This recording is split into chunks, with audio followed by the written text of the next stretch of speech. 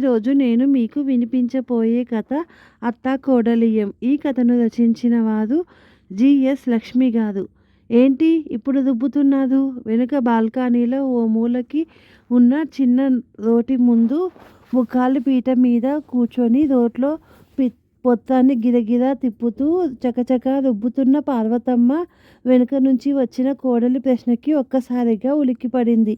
వెంటనే తేరుకొని నీకు నేనేం సమాధానం ఇచ్చేది అన్నట్టు మళ్ళీ పొత్తాన్ని ఇంకా స్పీడ్గా తిప్పసాగింది. మిమ్మల్ని ఈ టైంలో ఏం రుబ్బుతున్నారు? ఓ అడుగు ముందుకేసి రోట్లోకి చూసిన సుభద్ర ముఖం ఆశ్చర్యంతో విప్పారింది. ఇప్పుడు కందిపచ్చడి రుబ్బుతున్నారా? ఎందుకు? పార్వతమ్మ తొణకలేదు. మహాగంభీరంగా అవును ఇప్పుడే. కందిపచ్చడి రుబ్బుకోకూడదని ఎక్కడైనా రూలుందా? అది కాదు. అది ఇప్పుడు ఎవరు తింటారు అని కొబ్బరేసి క్యాబేజీ కూర చేశాను కదా. ఆ చప్పిడి కూరలతో నా కొడుకు కడుపు మార్చేస్తున్నావు. క్యాబేజీ కూర కూరేనా? దాని మొహాన ఎంత పోపెట్టినా ఓ రుచా పచా చప్పగా ఏడుస్తుంది. వాడు అర్ధాకలితో లేవాల్సిందే. ఏదో ఈ మాత్రం కాలు చెయ్యి ఆడుతున్నాయి కనుక నా కొడుక్కి హితవుగా కంది పచ్చడి చేసి విస్తట్లో వేద్దామని చేస్తున్నాను. దీనికి కూడా నీ పర్మిషన్ కావాలేంటి? దబాయింపుగా అన్న పార్వతమ్మ మాటలకి సుభద్రకి చిర్రెత్తుకొచ్చింది. అబ్బో మీరే కన్నారు మహా కొడుకుని. మీ కొడుకేమీ బాలకుమారుడు కాదు. కూతురికి పెళ్లి చేసి పంపించిన 60 ఏళ్ళకి దగ్గరవుతున్న మనిషి. బీపీ షుగరు అప్పుడే ఒంట్లోకి చేరాయి.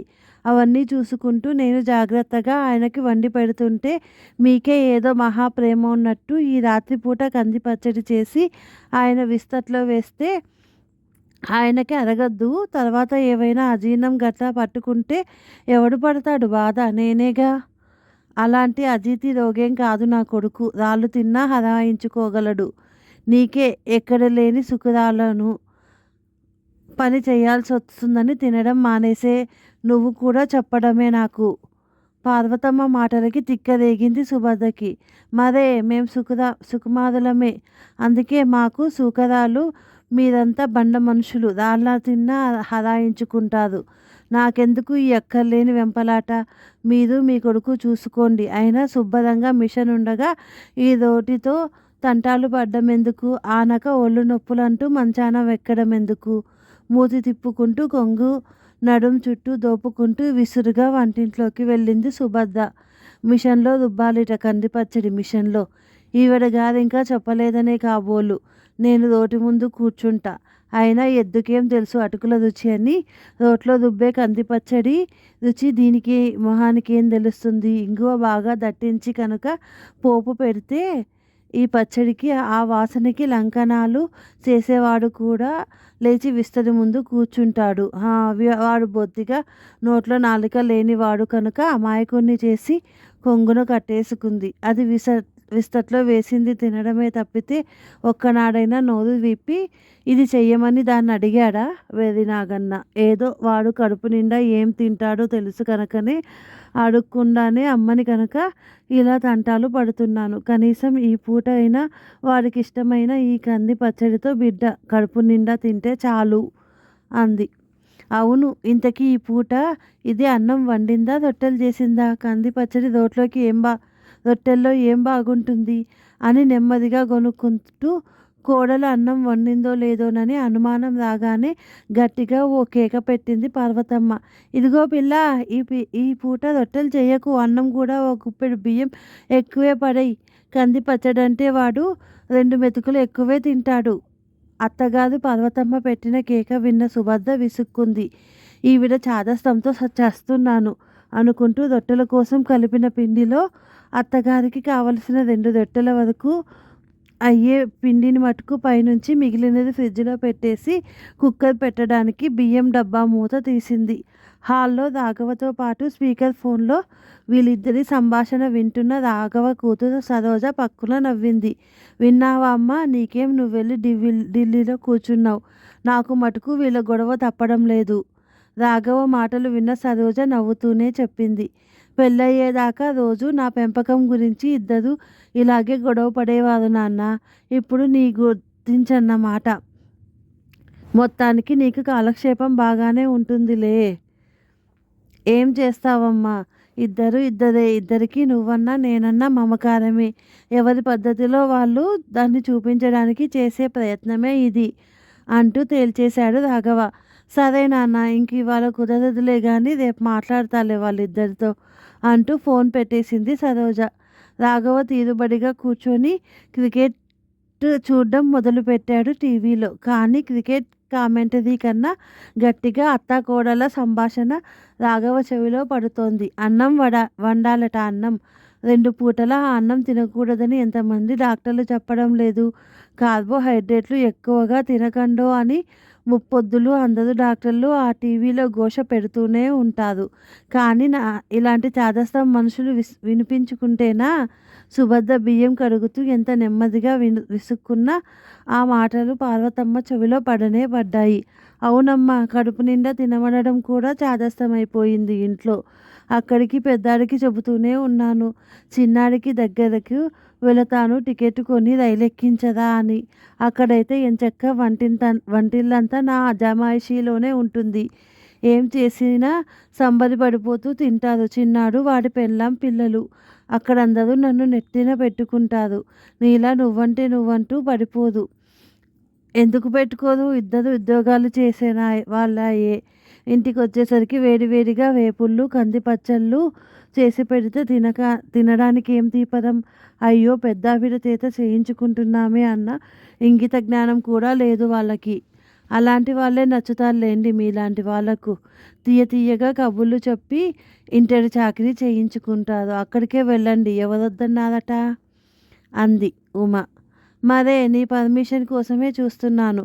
నేను పాపం వెళ్ళిన దగ్గర నుంచి మొగుడు చేత ఫోన్ల మీద ఫోన్లు చేయించి 10 రోజులు కూడా ఉండనీయకుండా వెనక్కి రప్పించేదెవరో. ఎంత జానవి కాకపోతే మొగుణ్ణి కొంగున కట్టేసుకుని వాడితో చెప్పించి నన్ను వెనక్కు రప్పించేస్తావు. పొత్తాన్ని మరింత గిరగిరా తిప్పుతూ ఆడింది పార్వతమ్మ. అబ్బో, మీ మీద ప్రేమ కారిపోతుందని రప్పించేశాను పాపం. మీ మొద్దుల కొడుకు అమ్మ మీద బెంగ పెట్టేసుకొని తినకపోతే పిలిపించండి అనాల్సి వస్తుంది. లేకపోతే మీ చేత మాటలు పడడం నాకేమైనా సరదానా? రైస్ కుక్కర్ స్విచ్ ఆఫ్ చేస్తూ అంది సుభద్ర. ఉండదు మరి బెంగ. మా ఇళ్లలో ప్రేమలు అభిమానాలు ఎక్కువేనమ్మా. మీలాగా మాట్లాడితే మొహం చిట్లించుకునే రకాలం కాదు మేము. నాకేం కావాలో నా కొడుక్కి తెలుసు, నా కొడుక్కి ఏం కావాలో నాకు తెలుసు. ఇంతకీ పచ్చట్లో ఉప్పు సరిపోయిందో లేదో కాస్త చూసి చెప్పు. నా చేతికి ఉప్పు కాస్త తక్కువే పడుతుంది మరి. రుబ్బుతున్న పచ్చట్లో నుంచి ఉసిరికాయంత ముద్ద తీసి బియ్యం కడుగు నీళ్లు బాల్కనీలో కుండీల్లో ఉన్న మొక్కల్లో పోయడానికి వచ్చిన సుభద్ర చేతికి ఇచ్చింది పార్వతమ్మ. అరచేతిలో వేసిన ఆ పచ్చడిని నాలుకతో చప్పరించి, కాస్త తక్కువైందిలేండి, అయినా ఇంక వెయ్యకండి, ఉప్పు తక్కువ తినాలని డాక్టర్లు చెబుతున్నారు. వాళ్ళకేం ఎన్నైనా చెప్తారు. కంది పచ్చట్లో ఉప్పు తక్కువైతే జిహ్వ చచ్చిపోతుంది. జిహ్వకి అంటనప్పుడు ఇంత కష్టపడి పచ్చడి చేసుకోవడం ఎందుకు అంటూ పక్కనే పెట్టుకున్న ఉప్పు జాడీలో నుంచి చారెడు తీసి సుభద్రకు చూపిస్తూ, ఇది సరిపోతుందా అని అడిగింది. అబ్బే, అంత అక్కర్లేదు, సగం చాలు అంది. ఇంకా అక్కడి నుంచి లేస్తారా? ఇప్పటికే ఆ కాళ్ళు కుదుములు కట్టేసి ఉంటాయి, చెయ్యందించమంటారా అని చెయ్యి చాపింది సుభద్ర.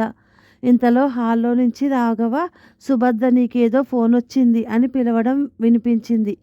అదిగో ఏదో ఫోన్ వచ్చిందంట, నువ్వు వెళ్ళు తల్లి, నా తంటాలేవో నేను పడతాను అంటూ పొత్తాన్ని మళ్ళీ తిప్పడం మొదలుపెట్టింది పార్వతమ్మ. ఇంకా ఏం చెప్పినా ఆవిడ వినదని నిర్ధారించుకొని హాల్లోకి వెళ్ళింది సుభద్ర. వసంత ఫోన్ అంటూ ఫోన్ అందించాడు రాఘవ. వసంత వీళ్ళ ఫ్లాట్కి ఎదురుగా ఉన్న ఫ్లాట్లోనే ఉంటుంది. రోజు కాసేపు కబుర్లు చెప్పుకుంటే గానీ ఉండలేనంత మంచి ఫ్రెండ్స్ ఇద్దరు. వచ్చే నెలలో వసంత తమ్ముని పెళ్ళి, అందుకని షాపింగ్ హడావిడిలో ఈ మధ్య కలుసుకోవడం కుదరడం లేదు. ఏంటి వసంత ఈ టైంలో అంది. ఒకసారి రాగలవా సుభద్ర? మా తమ్ముడికి పెళ్ళికి పట్టు చీరలు కొన్నాం, నేను అమ్మను. అందులో ఏవి ఎవరికి బాగుంటాయో కాస్త చూసి చెప్తావని అంది అవతల నుంచి వసంత. పట్టు చీరలన్న మాట వినగానే సుభద్ర మొహం మందారంలా విచ్చుకుంది. ఏం చీరలు కొన్నారు? కంచా, బెనారసా అడిగింది ఆతత ఆపుకోలేక. అన్నీ కొన్నాం. నువ్వు వచ్చి చూసి ఎలా ఉన్నాయో చెప్పు. ఇదిగో ఇప్పుడే వస్తున్నా అంటూ వీధి గుమ్మం వైపు వెళ్ళబోయి మళ్ళీ ఏదో గుర్తొచ్చినట్టు వెనక్కి వచ్చి వంటింట్లో పార్వతమ్మ కోసం చేసి పెట్టిన టిఫిన్ డైనింగ్ టేబుల్ మీద కనబడేలా పెట్టి రాఘవకి విషయం చెప్పి ఎదురు ఫ్లాట్లోకి వెళ్ళింది సుభద్ర. ఓ అరగంట అయ్యాక పార్వతమ్మ వచ్చింది రాఘవ దగ్గరికి. ఒరే అబ్బాయి అంటూ. టిఫిన్ తిన్నావా అమ్మా అడిగాడు రాఘవ. తిన్నాను కానీ అంటూ మాటని మధ్యలోనే ఆపేసింది పార్వతమ్మ. ఏం కావాలమ్మా? మీ ఆవిడేది రహస్యంగా అడిగింది. ఎదురు ఫ్లాట్ విమల ఏవో చీరలు చూడమని పిలిస్తే వెళ్ళింది. అంతే రహస్యంగా చెప్పాడు రాఘవ. నీతో ఓ మాట చెప్పాలిరా అంది దగ్గరగా వచ్చి సోఫాలో కూర్చుంటూ. ఇంకాస్త దగ్గరికి జరిగాడు రాఘవ. రేపు శ్రావణ మాసానికి మీ ఆవిడికి జరీ గల్లున్న కంచి పట్టు చీర కొనదా అంది నెమ్మదిగా. అదేంటి అని ఆశ్చర్యంగా అడిగాడు రాఘవ. పాపం వెర్రి పిల్ల, ఎప్పటినుంచో దాని మనస్సులో ఈ కోరిక ఉందో మొన్న ఫోన్లో వాళ్ళ అక్కతో అంటుంటే విన్నాను. ఇన్నేళ్ల నుంచి పాపం మనం ఏది కొంటే అదే కట్టుకుంది. కానీ ఎప్పుడూ నోరు తెరిచి నాకు ఇష్టం అని చెప్పలేదు. నువ్వేం లోటు చేశావని కాదనుకో, కానీ ఇన్నాళ్ళు పెళ్లి బాధ్యత ఉంది కనుక ఇద్దరూ పొదుపుగా సంసారం చేసుకుంటూ దాన్ని ఓ ఇంటిదాన్ని చేశారు. ఇప్పటికైనా కాస్త ఇష్టాలు చూస్తూ ఉండు అంది. అలాగేనమ్మా అన్నాడు రాఘవ గొంతు నిండుగా. సరేరా అయితే నేనింక పడుకుంటాను. కంది పచ్చడి చేశాను, మర్చిపోతుందేమో వేయడం. అడిగి తీసుకొని తిను అంటూ తన గదిలోకి వెళ్ళిపోయింది ఆవిడ.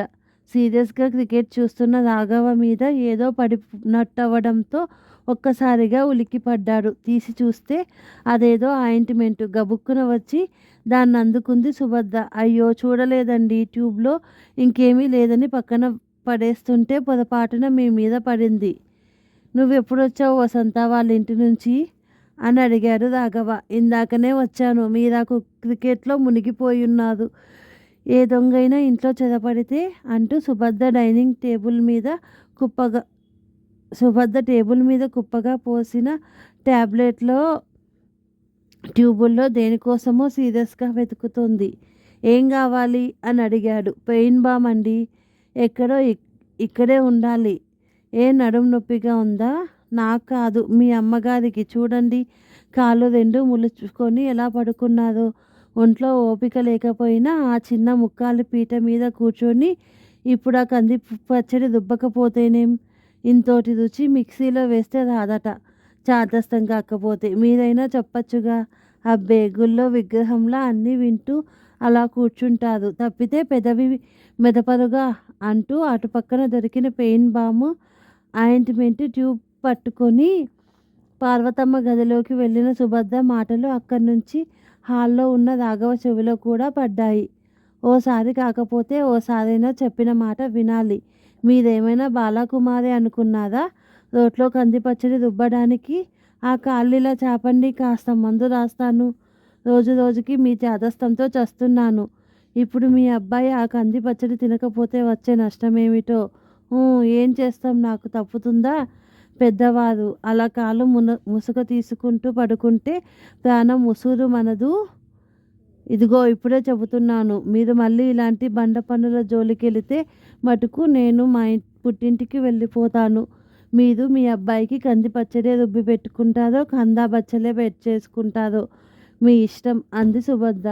ఆ మాటలన్నీ వింటున్న సుభద్ర ఈ అత్తాకోడళ్ళకి తన కూతురు కన్నా వాళ్ళలో వాళ్ళకే ఒకరంటే ఒకరికి మహా మమకారం అనుకొని నవ్వుకున్నాడు. ఈ కథ నచ్చినట్టయితే లైక్ చేసి, షేర్ చేసి, సబ్స్క్రైబ్ చేయండి. Thank you friends.